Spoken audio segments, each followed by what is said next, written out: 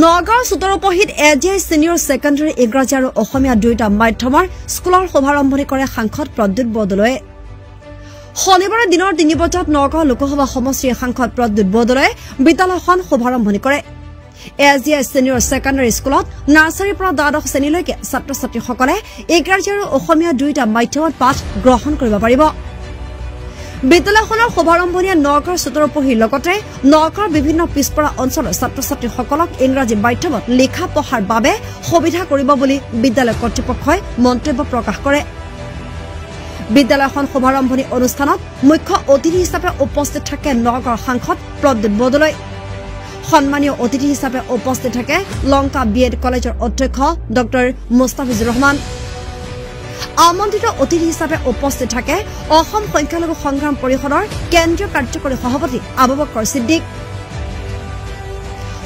ৰাইজৰ উপস্থিতিত AGI senior secondary স্কুলৰ শুভাৰম্ভণি অনুষ্ঠানৰ সফল সমাপ্তি ঘটে বিদ্যালয়খনৰ পৰিচালনা সঞ্চালক অভিযন্তা বিশিষ্ট সমাজসেৱক মোস্তান কিদুৱাই বিদ্যালয়খন শুভাৰম্ভণি কৰাৰ পাছত সংবাদ মাধ্যমৰ আগত এইদৰে মন্তব্য আগবঢ়ায় নিউজ ডেস্ক ৰিপৰ্ট প্ৰতিদিন বাৰ্তা অসম কাৰণে আপোনালোকে সকলোৱে জানে যে তেওঁ নিজে ইঞ্জিনিয়াৰিং পাছ কৰি পেলাই তেওঁ আমাৰ সমাজৰ উত্তৰণৰ কাৰণে উন্নয়নৰ কাৰণে তেওঁ শিক্ষাকে বাছি লৈছে আজি ইয়াত ষ্টেজত কেইবাজনো শিক্ষাৰ লগত জড়িত ব্যক্তি আছে মিলন চন্দ্ৰ বৰদলৈ ডাঙৰীয়া আছে দিব্যজ্যোতি শৰ্মা আছে আমাৰ আহাত ডাঙৰীয়া আছে মই বিশেষভাৱে ইয়ালৈ মুস্তানে কোৱাৰ কাৰণে মই ইয়ালৈ আহিছো মই এটা কথাই ক'ব খুজিছো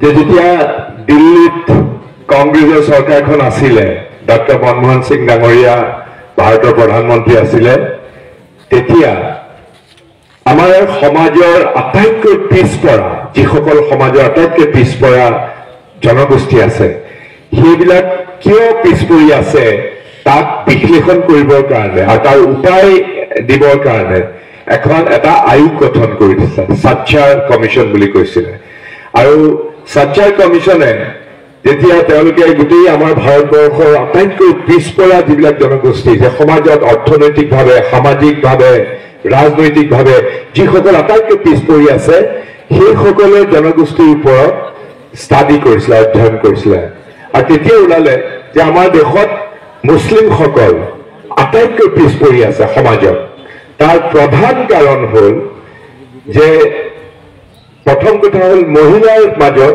শিক্ষা দীক্ষাৰ অভাৱ মহিলাৰ মাজত আৰু ২ নম্বৰ কথাটো হ'ল যে শিক্ষা দীক্ষাত আমি আমাৰ ধৰ্মীয় যিবিলাক পঢ়া শুনাৰ যিবিলাক নিয়ম আছে আমি মাদ্ৰাছালৈ যাওঁ বা মুক্তাবলৈ যাওঁ সেইবিলাক আমি যাব লাগিব আমাৰ নিজৰ ৰীতি নীতি আমাৰ নিজস্বতা আমাৰ যিবিলাক হেৰিটেজ বুলি যিবিলাক কয় সেইবিলাক নিশ্চয় আমি মানি চলিব লাগিব কিন্তু তাৰ লগতে আমি সায়েন্স পঢ়িব লাগিব যোনে মান সন্মান সম্পৰ্কে সচেতন হৈছে তেৱেই হৈছে মানুহ এতিয়া যেতিয়া এজন শিশুৱে শিক্ষা লাভ কৰে তেতিয়া এই শিশুজনে বুজি পায় কোনটো ভাল কোনটো বেয়া কোনটো নৈতিক কোনটো অনৈতিক কোনটো পাপ কোনটো পুণ্য এতিয়া পাপ পুণ্য ন্যায় অন্যায় এই গোটেইখিনি যদি আমি এজন শিশুৰ মাজত বিকশাই তুলিব বিচাৰো তেতিয়া এই শিশুজনক প্ৰদান কৰিবলৈ আমি নৈতিক শিক্ষা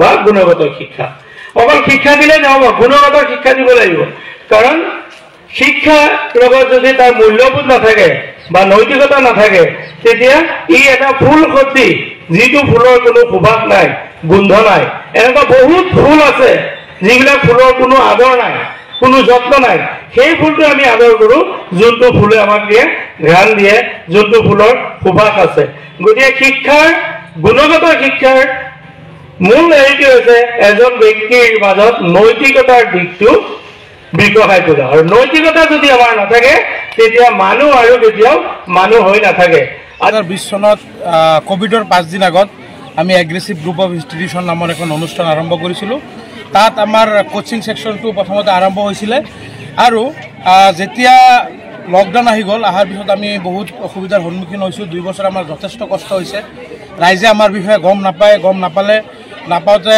2 বছৰ আমাৰ যথেষ্টখিনি কষ্ট হৈছে। যোৱা বছৰ আমি এবছৰ মানুহৰ মাজত যাব পাৰিছোঁ।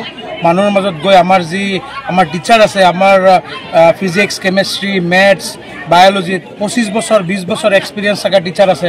তেওঁলোকৰ বিষয়ে যেতিয়া মানুহে গম পালে, আমাৰ যোৱা বছৰ এই কাৰেণ্ট ইয়াৰত 70টা ছিট আছিলে, 70টা ছিটত 74জন আমি এডমিশ্যন দিব লগা হৈছে।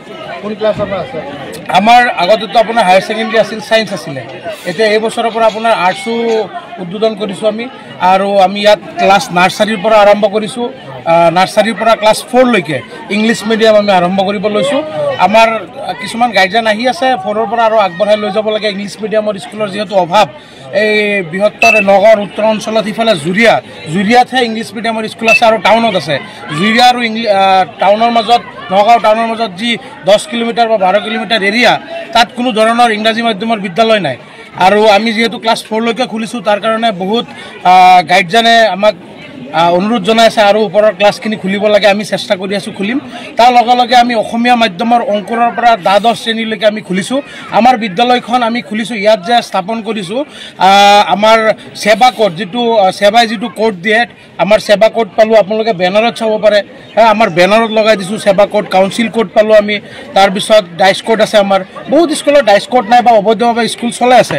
যাতে এটা সুসংগবদ্ধভাৱে মানুহে স্কুল এখন চলায়, যিমান প্ৰাইভেট স্কুল আছে সব স্কুল যাতে ভালকৈ চলায়, তাৰ কাৰণে মই আহ্বান জনাম।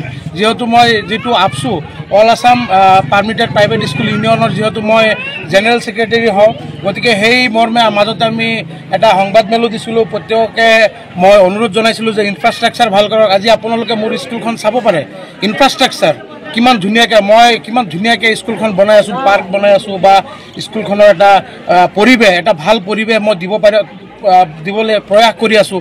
প্ৰত্যেক প্ৰাইভেট স্কুলৰ মালিক বা স্বত্বাধিকাৰসকলক মই অনুৰোধ জনাম, আপোনালোকে ইনফ্ৰাষ্ট্ৰাকচাৰ ঠিক কৰক, ভাল শিক্ষক আনক। এতিয়া আপোনালোকে গম পাই সুখী হ'ব যে আমাৰ যিসকল শিক্ষক আছে, আণ্ডাৰ গ্ৰেজুৱেট শিক্ষক আমি লোৱাই নাই। ক্লাছ নাৰ্চাৰী বা ক্লাছ অংকুৰ 1, 2 পঢ়োৱা শিক্ষকো আমাৰ গ্ৰেজুৱেট টিচাৰ। যিহেতু আমি যোৱা বছৰ আমাৰ যিটো ৰিজাল্ট হৈছে, আমাৰ 23জনত 20জনেই ফাৰ্ষ্ট ডিভিজন পাইছে ছায়েন্সত। আমাৰ CW যিটো ইঞ্জিনিয়াৰিং, তাতো ছিট পাইছে। 141 ৰেংক পাইছে অল আছাম। ৰাখিছোঁ, আমাৰ গাড়ীৰ ব্যৱস্থা আছে, আমাৰ যাতায়াতৰ ব্যৱস্থা ৰাখিছোঁ, আমি আপোনাৰ হোষ্টেলৰ ব্যৱস্থা আছে। আমাৰ এতিয়া 4টা হোষ্টেল চলি আছে। আমি নতুনকৈ হোষ্টেল উদ্বোধন কৰি আছোঁ। আপোনালোকে দেখা পাইছে এইফালে বিল্ডিং হৈ আছে, হোষ্টেল হৈ যাব। আমাৰ নেক্সট মান্থৰ পৰা স্কুলৰ কাৰণে আমি হোষ্টেল অপেনিং কৰিম। আপুনি গাঁৱত যিবোৰ অসমীয়া মাধ্যমৰ বিদ্যালয় আছে, তাত আপোনাৰ মাহিলী মাচুল যেনেকুৱা, তাতকৈ কম মাচুলত আমি ইংৰাজী মাধ্যমত পঢ়াম। আছে। আমি আপোনালোকে গম পাব, বহুতে গম পায়ো, আমি 10% ছিট আমি ফ্ৰী ৰাখোঁ প্ৰত্যেক বছৰ। ইভেন আমি হোষ্টেলতো ফ্ৰী পঢ়াই আছোঁ। ৰাখিম বুলি কোৱা নাই, ৰাখি আছোঁ।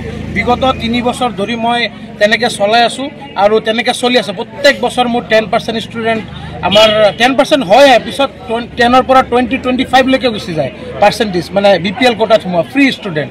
এইবাৰো যিহেতু মোৰ নিজৰ বাসগৃহৰ ওচৰত, মোৰ নিজৰ জন্মস্থানত মই স্কুলখন খুলিছোঁ, মই ৰাইজক আহ্বান জনাইছোঁ, আপোনালোক আহক, মোৰ ৰিজাল্ট চাওক, মোৰ কলেজৰ ৰিজাল্ট চাওক।